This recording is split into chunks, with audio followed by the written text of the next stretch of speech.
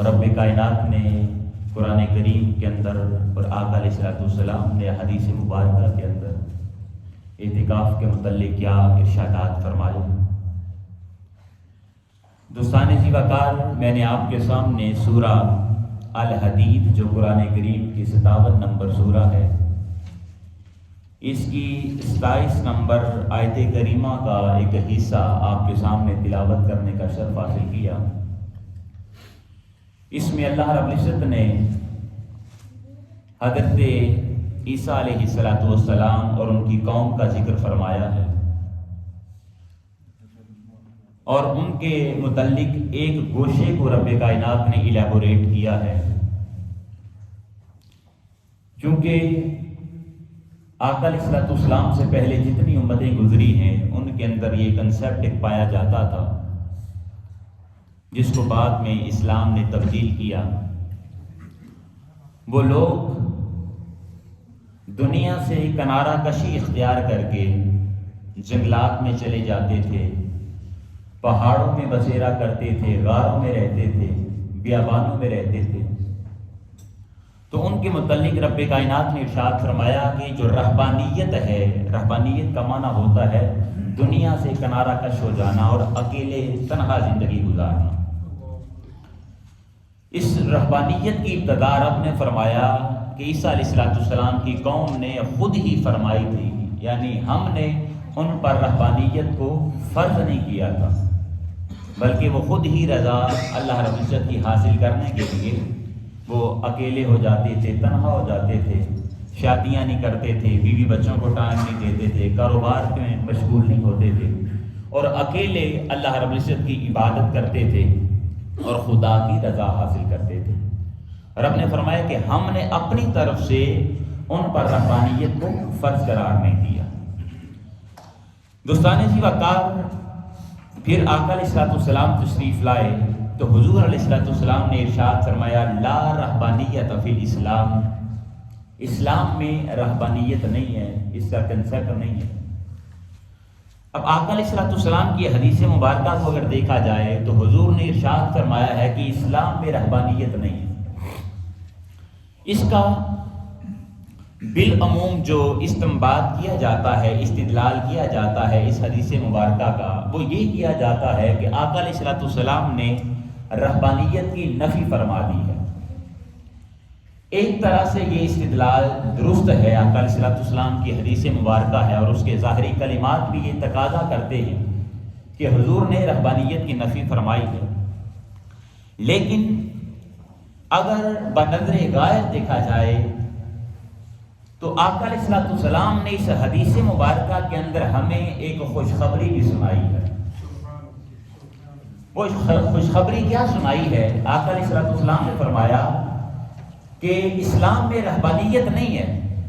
رہبانیت کس چیز کا نام تھا کہ وہ لوگ جنگلات میں جاتے تھے، پہاڑوں میں چلے جاتے تھے، بیابانوں میں چلے جاتے تھے اور وہاں تنہا رہ کر اللہ رب العزت کی رضا حاصل کرتے تھے۔ حضور نے یہ ارشاد فرما کے بتانا یہ چاہا اور یہ خوشخبری دینا چاہی مسلمانوں کو کہ اسلام میں رہبانیت نہیں ہے۔ اے مسلمانوں، اے مومنوں، اے کلمہ پڑھنے والوں، اب تمہیں جنگلات میں جانے کی ضرورت نہیں ہے، اب تمہیں غاروں کے اندر بسیرا کرنے کی ضرورت نہیں ہے، بیابانوں میں جانے کی ضرورت نہیں ہے، بلکہ تم دنیا کے اندر زندگی بسر کرو، اپنی بیوی کو ٹائم دو، اپنے بچوں کو ٹائم دو، اپنے کاروبار کو ٹائم دو۔ لیکن آقا علیہ السلام نے اس حدیث مبارکہ سے خوشخبری کیا دینا چاہی؟ ارشاد یہ فرمانا چاہا لیکن جب رمضان المبارک کا مہینہ آئے اور اس کے آخری 10 دن آئے تو اگر تم اعتکاف کر لیتے ہو تو خالق کائنات تمہیں اپنی رضا عطا فرما دے گا۔ وہ لوگ جو غاروں کے اندر جا کر تنہا رہ کر اللہ رب العزت کی رضا حاصل کرتے تھے تو حضور علیہ السلام نے ارشاد فرمایا تمہیں تنہا رہنے کی ضرورت نہیں ہے، دنیا کو ٹائم دو، بیوی بچوں کو، کاروبار کو ٹائم دو، لیکن رمضان المبارک کا جو آخری عشرہ ہے، آخری 10 دن ہے، اگر تنہا بیٹھ کر خدا کی رضا حاصل کرتے ہو، اخلاص کے ساتھ اللہ رب العزت کی عبادت کرتے ہو اللہ رب العزت کی بندگی بجا لاتے ہو تو اللہ پاک اے انسان تمہیں اپنی رضا عطا فرما دے۔ اتنی بڑی خوشخبری دی ہے کہ وہ کیا کرتے تھے اور آج ہم مسلمان ہیں یہ کیا کرتے ہیں۔ اب یہاں پر ایک اور بات آپ کے گوش گزار کرنا مقصود ہے۔ دیکھیں دین اسلام اتنا خوبصورت دین ہے اور قرآن اتنا خوبصورت اللہ رب العزت کی کتاب ہے اور قرآن ہے کہ رب جب بھی کوئی بات تبدیل کرنا چاہتا ہے تو پہلے اس کا نعم البدل عطا فرماتا ہے۔ جس طرح رہبانیت کو مٹانا چاہا یا اس کی نفی کرنا چاہی تو رہبانیت کی بجائے اس کا نعم البدل کس کی صورت میں عطا کیا؟ بولیے ذرا، اعتکاف کی صورت میں۔ پھر اسی طرح ذرا دیکھیں قرآن کا مطالعہ کریں، جب اللہ رب العزت نے سود کو منع کرنا چاہا، سود کو حرام قرار دے دیا تو پہلے اس سے اس کا نعم البدل عطا فرمایا۔ کس کی شکل میں؟ زکوٰۃ کی شکل میں، صدقات کی شکل میں، فطرانہ کی شکل میں، عشر کی شکل میں اور قرض حسنہ کی شکل میں۔ ارشاد فرما دیا کہ سود جو ہے وہ مسلمانوں پر کیا ہے؟ حرام ہے، لیکن اگر کوئی انسان سال کے بعد زکوٰۃ دے دیتا ہے، فطرانہ دے دیتا ہے یا قرض حسنہ کسی کو دے دیتا ہے تو اس کو سود لینے کی ضرورت ہی پیش نہیں آئے گی۔ تو سود کا نعم البدل کیا عطا فرمایا؟ قرض حسنہ عطا فرمایا۔ پھر اسی طرح اللہ رب العزت نے جب شراب کو حرام قرار دینا چاہا، شراب کے نشہ کو حرام قرار دینا چاہا تو اس کو بھی رب کائنات نے مطلقاً ارشاد نہیں فرما دیا کہ شراب تم پر حرام ہے، بلکہ اللہ رب العزت نے اس کے مراحل بیان فرمائے ہیں۔ سب سے پہلے قرآن کے اندر یہ ارشاد فرمایا، کیونکہ رب جانتا تھا عرب کے لوگ تھے شراب پیتے تھے، اگر ڈائریکٹلی اللہ پاک ان کو منع فرما دیتا کہ آج کے بعد شراب حرام ہے تو ان کے لیے اس آیت کریمہ پر عمل کرنا کیا ہو جاتا؟ مشکل ہو جاتا۔ تو رب نے اس کو مراحل میں تبدیل کیا۔ سب سے پہلے ارشاد فرمایا کہ یہ جو شراب ہے یہ شیطانی عمل ہے۔ ایک چھوٹی سی بات ان تک پہنچا دی، شراب کیا ہے؟ شیطانی عمل ہے۔ اب جو مومن ہے، جو پکا مسلمان ہے، جب اس نے اللہ پاک اس بات کو ایکسپٹ کر لیا کہ رب کائنات نے ارشاد فرما دیا ہے کہ شیطان جو ہے وہ شراب کی طرف انسان کی توجہ دلاتا ہے، تو وہ بندہ جو پکا ہے وہ شراب سے اپنی ذات کو بچا لیتا ہے۔ لیکن جو ابھی تھوڑے کچے مسلمان تھے ان کے لیے اللہ پاک نے کچھ عرصے کے بعد ایک دوسری آیت کریمہ کا نزول فرمایا اور ارشاد فرمایا کہ اے مسلمانوں، اے لوگوں، اے انسانوں، جب تم شراب پی لو تو شراب کی صورت میں اللہ رب العزت کی عبادت نہ کرو، خدا کی نماز ادا نہ کرو۔ اب دیکھیں اگر کوئی انسان ظہر کی نماز پڑھنا چاہتا ہے، اگر وہ 12 بجے شراب پیے گا تو نشہ تو اس پر ہوگا، تو وہ یہ سوچ کر شراب نہیں پیتا تھا کہ ابھی تو میں نے نماز پڑھنی ہے۔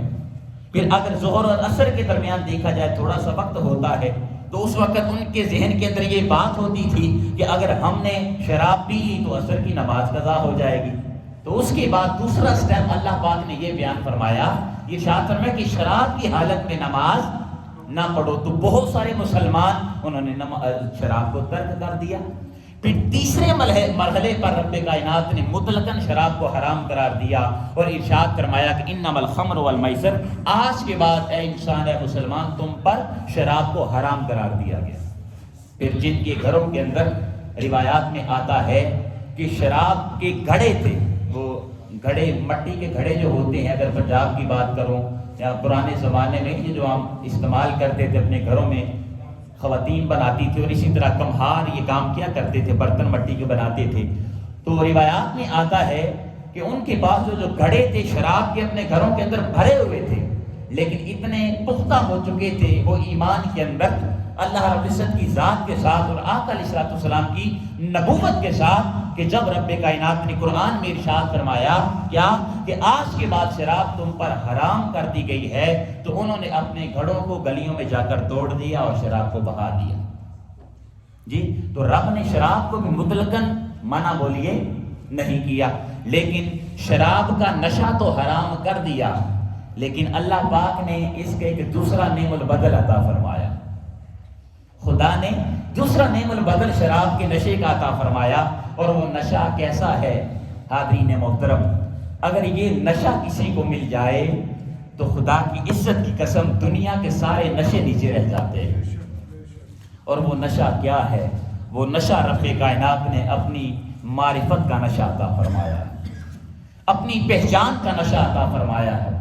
اللہ رب العزت نے اپنے نور کا نشہ عطا فرمایا ہے اور ارشاد فرمایا، اے انسان ہم نے تم پر شراب کے نشے کو حرام کر دیا ہے، لیکن جو بندہ وہ عشق الہی کا نشہ کر لے گا وہ دنیا کے سارے نشوں کو بھول جائے گا۔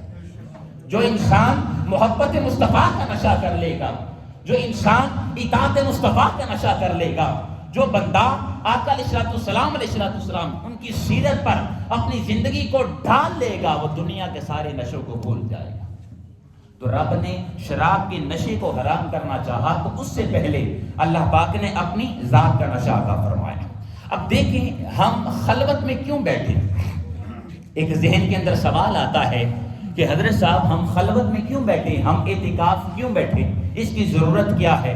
اس کے پیچھے ریزن یہ ہے دوستان زیباکار، دیکھیں ہم سارا سال ہم دنیا کو ٹائم دیتے ہیں، بیوی بچوں کو ٹائم دیتے ہیں، کاروبار کو ٹائم دیتے ہیں، اور سارا سال ہمارا جو نفس ہوتا ہے، ہماری جو ذات ہوتی ہے وہ ہمیں برائیوں کی طرف ہمیشہ اکساتی رہتی ہے، اور ہم تھوڑے گناہ کرتے جاتے ہیں۔ اور اللہ پاک نے قرآن کریم میں ارشاد فرمایا، ان النفس لامارۃ بالسوء، یہ جو انسان کا نفس ہے یہ ہمیشہ انسان کو برائیوں کی طرف بلاتا رہتا ہے۔ سارا سال انسان برائیوں کے اندر مبتلا رہتا ہے، لیکن رب کائنات نے ارشاد فرمایا کہ اگر تم 10 دنوں کے اندر یہ پریکٹس کر لیتے ہو، اعتکاف بیٹھ کر ان برائیوں کو اپنی ذات سے جدا کر لیتے ہو، تو خالق کائنات انسان تمہیں اپنی رضا عطا فرما دے گا، تمہارے گناہوں کو معاف فرما دے گا، تمہاری غلطیوں کو معاف فرما دے گا۔ اب آگے کسی خلوت نشین سے پوچھا گیا کہ آپ خلوت میں کیوں بیٹھتے ہیں، آپ تنہا کیوں بیٹھتے ہیں؟ تو انہوں نے جواب دیا، اللہ والے نے جواب دیا کہ میں خلوت میں اس لیے بیٹھتا ہوں کہ میرے پاس ایک کتا ہے۔ بولیے کیا ہے؟ میرے پاس ایک کتا ہے، لہذا میں اس کتے کے شر سے بچانے کے لیے لوگوں کو خلوت میں بیٹھ جاتا ہوں، تنہا بیٹھ جاتا ہوں۔ پوچھنے والے نے پوچھا، اے اللہ والے یہاں پر کتا کوئی نظر تو نہیں آ رہا، آپ کس کتے کی بات کر رہے ہیں؟ اللہ والے نے جواب دیا کہ وہ جو کتا ہے وہ دراصل میرا نفس ہے، وہ کوئی اور کتا نہیں ہے، وہ میرا نفس ہے، میری ذات ہے کہ جس کے شر سے لوگوں کو محفوظ رکھنے کے لیے میں ہمیشہ تنہا رہتا ہوں، خلوت میں رہتا ہوں، اعتکاف بیٹھتا ہوں۔ اب نفس کی حقیقت کیا ہے دوستان زیباکار؟ سارا سال انسان کا نفس انسان کو حرص کی طرف راغب رکھتا ہے، لالچ انسان کے دل میں پیدا کرتا ہے، حسد انسان کے دل میں پیدا کرے گا، غیبت انسان کے دل میں پیدا کرے گا، خود غرضی انسان کے دل میں پیدا کرے گا، انسان کا نفس خود پسندی انسان کے دل میں پیدا کرتا ہے، عداوت پیدا کرتا ہے، دشمنی پیدا کرتا ہے، عیاری اور مکاری پیدا کرتا ہے۔ انسان کا نفس جو ہے وہ ہمیشہ انسان کو برائیوں کی طرف توجہ دلاتا رہتا ہے۔ انسان کا نفس کبھی عالم کو اس کے علم پر اکساتا ہے اور اس کو تکبر کرنے پر اکساتا ہے۔ انسان کا نفس کبھی عبادت گزار کو اکساتا ہے کہ دیکھو آج تم کتنی عبادت کر رہے ہو، دیکھو آج تم نے نماز پڑھی ہے، 5 وقت کی تم نے نماز بھی ادا کی ہے، تو نے قرآن کی تلاوت بھی کی ہے، تو نے قیام اللیل بھی کیا ہے، تو نے صدقہ و خیرات بھی کیا ہے، تو اللہ کا بڑا بزرگ آدمی ہے، تو خدا سے نسبت رکھنے والا ہے، تو بڑا عبادت گزار ہے۔ اب وہ بندہ کیا کرتا ہے؟ وہ انسان جب دیکھے گا کہ میں نے نماز پڑھی ہے، میں نے روزہ رکھا ہے، میں نے خدا کی عبادت کی ہے، سارا دن میں اللہ رب العزت کی عبادت میں مشغول رہا ہوں، تو انسان کا نفس اس کے دل کے اندر تکبر پیدا کر دے گا، غرور پیدا کر دے گا۔ کس بات کا؟ کہ دیکھو میں کتنا اچھا بندہ ہوں کہ میں رب کی عبادت کرتا رہا، اور فلاں شخص جو ہے اس نے نماز بھی نہیں پڑھی، اس نے قرآن کی تلاوت بھی نہیں کی، اس نے قیام اللیل بھی نہیں کیا۔ اب یہاں پر رک کر ایک جملہ عرض کرنا چاہتا ہوں کہ خدا را ہم نے آج بہت سارے کام جو خدا کے ہیں ان کو اپنے ذمہ لے لیا ہے، یہ منہاج القرآن کا پیغام بھی ہے جی۔ ہم نے بہت سارے کاموں کو جو خدا کے ہیں ان کو ہم نے اپنے ذمہ لے لیا ہے، اور جو اپنے کام ہیں انسان کے کرنے کے کام ہیں ہم نے ان کو خدا کے سپرد کر دیا ہے۔ جی ہم پوچھتے ہیں کہ تیرا مذہب کیا ہے، تو یہ جواب انسان نے کس کی بارگاہ میں دینا ہے؟ بولیے بھائی، اللہ کی بارگاہ میں دینا ہے۔ تیرا مسلک کیا ہے؟ تو نے نماز پڑھی ہے، تو نے روزہ رکھا ہے، تو نے یہ کام کیا ہے، یہ عبادت کی ہے۔ بھائی انسان نے عبادتوں کا جواب کس کی بارگاہ میں دینا ہے؟ خدا کی بارگاہ میں دینا ہے۔ تو اللہ کے کام ہم انسانوں نے اپنے سپرد کر لیے، اور جو اپنے کام تھے وہ ہم نے خدا کے سپرد کر دیے۔ ہمارے انسانوں کے کیا کام تھے؟ بھائی ہم ان سے پوچھیں بھٹی صاحب آپ کی صحت ٹھیک ہے؟ ہم سارے ماشاءاللہ مصطفیٰ ذرا کو پاجی کہتے ہیں، تو ہم بھی پاجی سے پوچھتے ہیں کہ آپ کا گزر بسر اچھا ہو رہا ہے؟ جی آپ کے بیوی بچے ٹھیک ہیں؟ یہ کن کے کرنے کے کام ہے بولیے؟ بھائی انسانوں کے کام ہے نا۔ بھئی آج آپ کا گزر بسر اچھا ہوا، آپ کے گھر میں راشن موجود ہے، یتیم بچہ ہے، تو بھائی اس کے سر پر جا کر ہاتھ رکھیے۔ لیکن ہم نے یہ سارے کام خدا کے سپرد کر دیے۔ ہم نے کہا کیونکہ رزق دینے والی ذات اللہ کی ہے، لہذا وہی اس انسان کا مالک بھی ہے۔ تو اللہ کے کاموں کو ہم نے اپنے سپرد، اور ہمارے کام جو ہیں ان کو ہم نے اللہ کے سپرد کر دیا۔ خدا را ان چیزوں پر بھی توجہ کرے۔ اسی طرح عبادت گزار بندے کو انسان کا جو نفس ہے وہ تکبر پر ابھارے گا اور کہے گا کہ آج تو نے بڑی عبادت کی ہے، اور فلاں شخص جو ہے دیکھو اس نے عبادت نہیں کی، نہ نماز پڑھی، نہ روزہ رکھا ہے۔ پھر اسی طرح جو سخی ہے، سخاوت کرنے والا ہے، یہاں پر اجازت صاحب بیٹھے ہیں تو میں ایک جملہ، چونکہ ان کا منہاج کے ساتھ تعلق ہے، ہمارا دینی تعلق ہے، کوئی دنیا کا تعلق نہیں ہے، ان کی مثال دے دیتا ہوں اور ان کو متوجہ کر دیتا ہوں کہ اللہ پاک نے آج ان کو رزق عطا کیا ہے، اور ان کو اللہ نے دل بھی عطا کیا ہے کہ اللہ کی بارگاہ میں یہ دیتے ہیں، خرچ کرتے ہیں۔ اس کی توفیق کے بغیر یاد رکھیے کوئی انسان اس کی بارگاہ میں دے نہیں سکتا۔ کروڑوں ہوں گے، کسی کے پاس لاکھوں ہوں گے، لیکن اللہ نے اتنا دل ہی نہیں دیا۔ اپنے بیوی بچوں پر خرچ کریں گے، بنگلے بنائیں گے، جی اسی طرح گاڑیاں خریدیں گے، لیکن اللہ کی راہ میں خرچ نہیں کریں گے۔ ان کو میں اس لیے متوجہ کر رہا ہوں کہ اللہ نے اگر آج ان کو دیا ہے تو یہ خرچ بھی کر رہے ہیں، لیکن بتانا یہ مقصود ہے۔ اور ان کی تربیت کے لیے ایک پہلو یہ بھی ہے کہ جب اللہ کی راہ میں خرچ کریں تو ہمیشہ اپنی ذات کو ریاکاری سے بچا کے رکھیں۔ اگر دل میں یہ خیال آ گیا کہ میں نے چونکہ فلاں بندے کی مدد کی ہے اور لوگ مجھے کہیں گے کہ یہ بندہ بڑا اچھا ہے، اللہ کی راہ میں دینے والا ہے، تو یاد رکھیے آپ لاکھوں بھی دے لیں، جی اگر ریاکاری دل میں آ گئی، تکبر اور غرور دل میں آ گیا، تو یاد رکھیے کوئی عمل بھی اس کی بارگاہ میں قبول، لیکن ہاں اس کا عمل قبول ہے جس نے 10 یورو 5 یورو بھی لیکن اخلاص کے ساتھ اللہ رب العزت کی بارگاہ میں دیے، تو اللہ پاک اس کی اس اخلاص کو اپنی بارگاہ میں شرف قبولیت عطا فرمائے۔ حاضرین محترم، اسی طرح مجاہد جو ہے اس کو انسان کا نفس خود پسندی پر اکساتا ہے۔ پھر انسان کی جو خلوت نشینی ہے، جو اعتکاف ہے، جو رہبانیت کا نعم البدل اللہ نے عطا فرمایا ہے، اس کا مقصد کیا ہونا چاہیے؟ مقصد دوستان وقار یہی ہونا چاہیے کہ میں 10 دن کا اعتکاف بیٹھ کر اپنے نفس کو اپنی ذات سے جدا کر دوں گا، ان برائیوں کو اپنی ذات سے کیا کروں گا؟ جدا کر دوں گا۔ چھوٹی سی مثال سمجھیے گا، مثلا میرے سامنے یہ موبائل ہے، موبائل کے اندر آپ دیکھتے ہیں کہ مسلسل اس کو اگر ہم استعمال کرتے ہیں تو کیا ہوتا ہے، اس کے اندر وائرسز آ جاتے ہیں۔ پھر کچھ وقت کے بعد ہم اس کو کیا کرتے ہیں؟ بولیے ذرا، یہ نوجوان جو بیٹھے ہیں سوشل میڈیا کو استعمال کرنے والے، موبائل کو استعمال کرنے والے، ہم اس موبائل کو ریسیٹ کرتے ہیں۔ ریسیٹ کرتے ہیں تو موبائل کیا ہوتا ہے، وہ جو ہینگ ہو رہا ہوتا ہے وہ دوبارہ سے صحیح طریقے سے چلنا شروع ہو جاتا ہے۔ لیپ ٹاپ کی بات کریں، اس میں وائرسز آ جاتے ہیں تو کچھ عرصے کے بعد ہم اس کی کیا کرتے ہیں، اس کی ونڈو کی جاتی ہے، وہ جو ہینگ ہوتا ہے وہ سارا ٹھیک ہو جاتا ہے۔ حاضرین محترم، اسی مثال کو ہم اپنی ذات پر امپلیمنٹ کرتے ہیں۔ مسلمان اپنی ذات پر امپلیمنٹ کریں۔ دیکھیں سارا سال ہم برائیوں کے اندر مشغول رہتے ہیں، ہم برائیاں کرتے ہیں، اسی طرح دنیا کی پریشانیوں کے اندر ملوث رہتے ہیں، نفس کو اپنی ذات کے ساتھ جوڑے رکھتے ہیں۔